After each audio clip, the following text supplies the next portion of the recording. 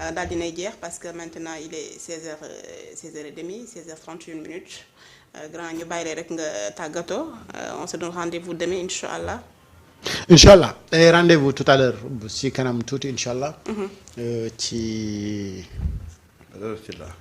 xalaatal. tey xalaatal. waaw. mais woowal Marieta mu ñëw def ko. xalaatal ak. Marieta war na mën a toog tey janoog ñaari kii di remercier Samba Ndiaye di la remercier Soxna Fatou. Et comme on l'avait annoncé hier, ICMA, l'émission qu'on fait tous les mois de Ramadan, revient à partir de lundi, Inch'Allah. ICMA. Et avec les invités comme on le faisait. Ah, ICMA le tout, hein? Ouais. ICMA. Ouais. Ok. Inch'Allah. Ah, mon Dieu, je suis dégoûté de ICMA, mais je n'ai pas compris quoi.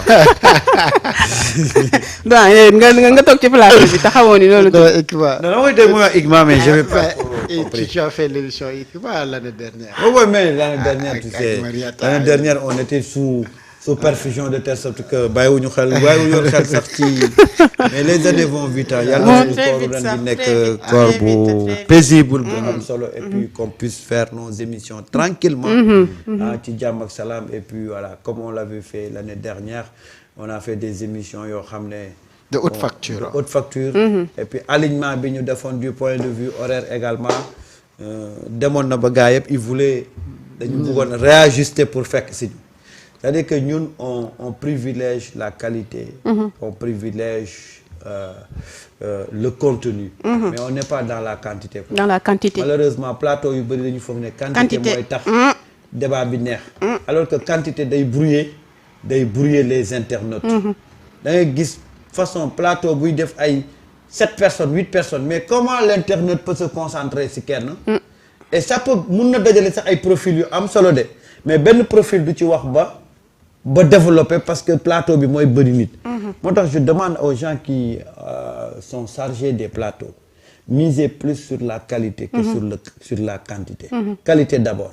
Quantité ça fait brouiller les. Surtout sur le professionnalisme. Si j'aurai l'occasion, je vais revenir largement parce que maa ngi doon checké.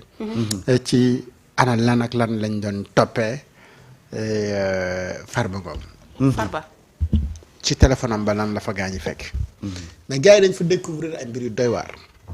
soxna Fatima.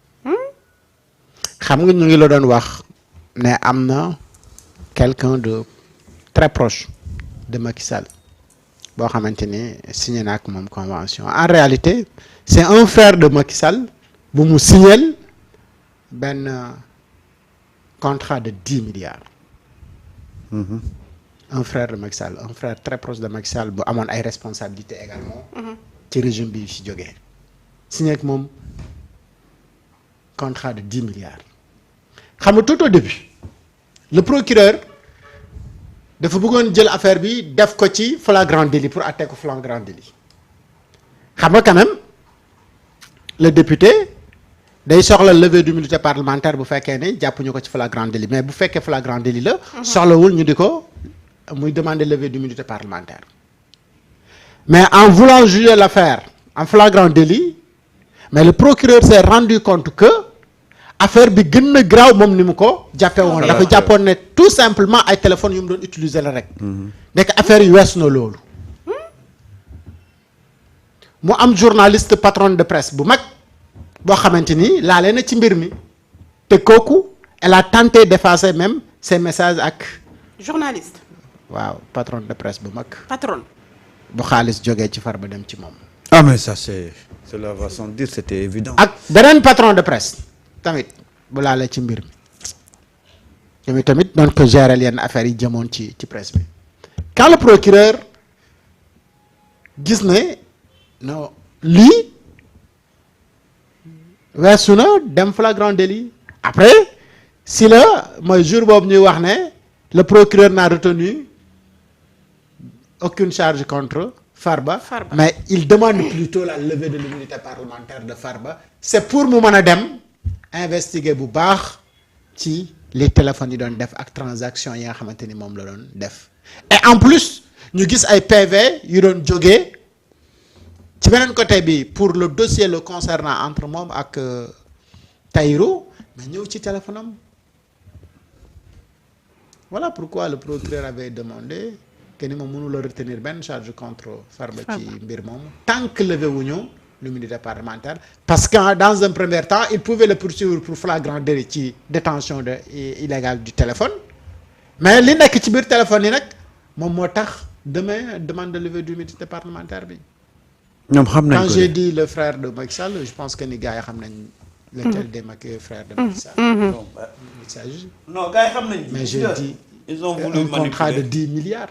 Ils ont voulu manipuler les gens, mais heureusement que les Sénégalais aujourd'hui, les Sénégalais sont tellement avertis sur beaucoup de choses que voilà, mais xam nañ la procédure normale bi waroon bu ñu waroon jaar ba aboutir ci lii tax ñu xam le contenu des téléphones.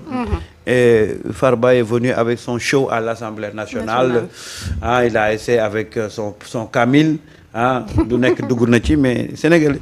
doy na waar je pense que l'affaire sera élucidée. c'est très grave.